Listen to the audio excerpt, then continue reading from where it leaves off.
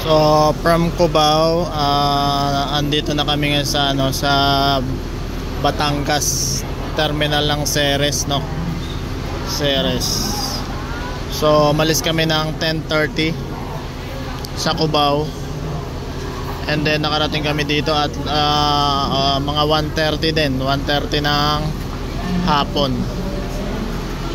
So pero ang schedule namin sa Cubao na sa ticketing is dapat 9 AM. So dumating kami doon alas 8, mag-aalas 8 ng umaga. Then umalis kami 10:30, nakarating kami dito.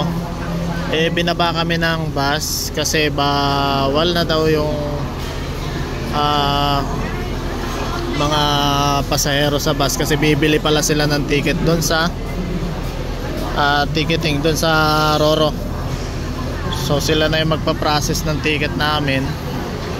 And then kami maghintay lang. Pagka okay na, babalikan kami dito. Tapos yung mga gamit namin andun na sa bus. Hindi na namin in-unload. Mapera lang doon sa mga pagkain. Meron kami dito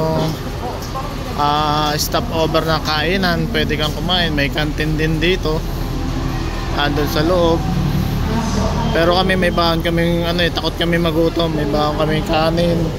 Pang isang linggo yung dala kong kanin. Dalawa lang kami kakain. May adobong manok. Tapos mga sitseria. Ayan. Ewan ko ba, parang na to, abutin na lang isang linggo supply. Dalawa lang kami ng pamangkin ko, si Eritz.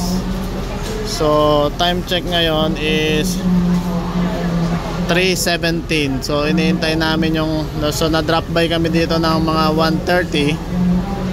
So medyo matagal din pala yun yung pag-process ng mga ticket ng tao natin, no. Hindi ko alam kung ticket ng tao or basta may binabayaran na sila siguro doon na isang sakayan lang o per tao. Wala akong idea kasi sila naman yung nagpa-process. So antay na lang tayo. And then sa pagkakaalam, malawak yung lugar dito. Maganda magtambay. Pwede ka rin mag holding hands, mga ganyan, no? Uy. So December 20 today. First time ko makakatry ng Ceres bus. So dati nagmotor na tayo Manila to Negros. Tapos dalawang beses na Negros to Manila. So bali 3 beses, no. So nakatry na rin tayo ng Tugo at saka syempre eroplano. So ngayon peak season.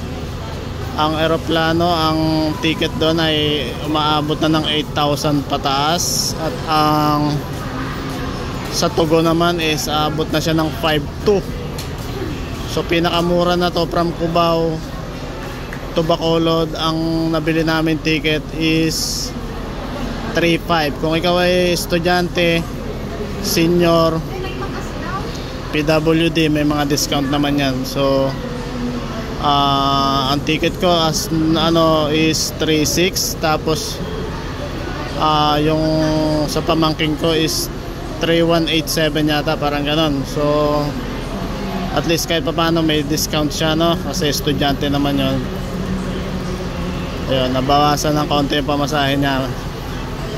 So umabot kami na, ang binayaran namin is 6,778 yata, parang ganon, hindi ako nagkakamali.